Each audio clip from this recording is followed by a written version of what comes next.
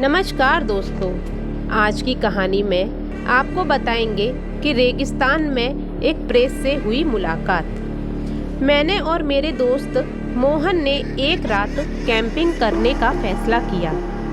अपने रोमांचक सफ़र पर निकलने से पहले हमने खाने पीने की सारी चीज़ें रख ली थी। एक वीरान रेतीली जगह चुनकर वहाँ हमने अपना टेंट लगा लिया। अंधेरा हो चला था और ठंड भी बढ़ने लगी थी, तो हमने वहाँ आग भी जला ली थी। खाना खाकर जैसे ही सोने लगे तो रेत में पास ही किसी के मौजूद होने की आहट आई। मैंने फौरन मोहन को बोला कि कुछ गड़बड़ है। मोहन ने टॉर्च निकाली और आसपास देखा तो हमें पता चला कि कोई हमारे टेंट के पास बैठा हुआ है। उसकी पीठ हमारी ओर थी और वह शायद सिगार पी रहा था, क्योंकि धुआं निकल रहा था। सिर के बाल उसके बहुत छोटे थे और उसके सिर के पीछे एक लंबी सी चोटी थी। हमें हैरत हुई कि ऐसी वीरान जगह पर यह आदमी क्या कर रहा होगा। कुछ देर बाद हमने सोचा कि उसके पास जाकर उसे पूछते हैं कि तुम कौन हो और यहाँ क्या कर रहे हो। मैंने और मुन्ना ने जाकर उसे आवाज़ दी, पर वह पलटा नहीं। हमने फिर से उसे आवाज़ देकर पूछा कि आप कौन हैं। इस बार उसने हमारी ओर देखे बिना ही अपनी मुट्ठी में रेत भरी और पीछे हमारी ओर फेंकी। हमें लगा कि शायद यह कोई पागल सरफिरा इंसान है। हमने दोनों ने वापस टेंट में जाने में ही अपनी भलाई समझी।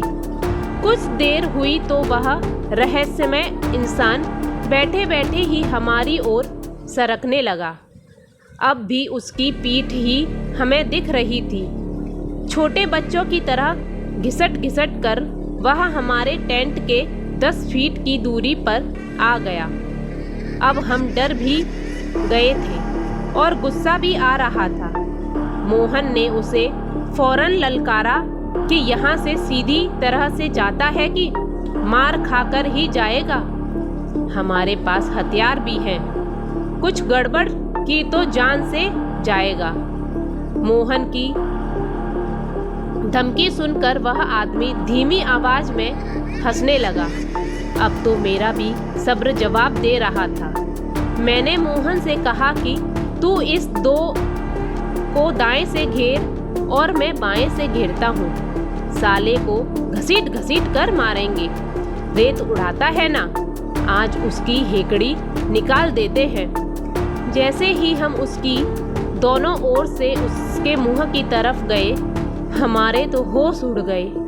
हमने देखा कि उसकी आंखें नहीं हैं, वहाँ काले काले गड्ढे थे और उसके हाथ में कोई सिगार नहीं थी। उसकी आंखों की जगह मौजूद गड्ढों में से धुआं निकल रहा था। मैं और मुन्ना तो पगला गए। वह वहाँ से भागकर जाते भी तो कहाँ जाते, घनघोर अंधेरा था। हम दौड़कर टेंट में घुस गए और एक दूसरे को पकड़ लिया। अचानक वह चोटी वाला भूत खड़ा हो गया और हमारी ओर मुड़ा। हमें तो लगा कि आज जान से जाएंगे। मेरे तो रोंगटे खड़े हो गए थे और मुन्ना तो उसकी ओर देख भी नहीं रहा था। टेंट के सामने आके वो खड़ा हो गया। वह बिना आंखों वाला खतरनाक प्रेत रुक गया और कुछ इशारा करने लगा। शायद उसे कुछ चाहिए था। मैंने गौर किया तो मुझे समझ आया कि उसे टेंट में पड़ी चादर चाहिए थी। मैंने फौरन उसकी ओर चादर और तकिया दोनों फेंक दिया। उसने फटाक से चादर ओढ़ ली और तकिया वापस मेरी तरफ फेंक दिया। कुछ देर वह हमारे आसपास ही घूमता रहा और फिर न जाने क्या हुआ कि वह दौड़ता हुआ अंधेरे में गुम हो गया। हम दोनों दोस्त मौत के खौफ से पूरी रात जागते रहे और डर के मारे कांपते रहे। फिर सुबह हम घर लौट आए।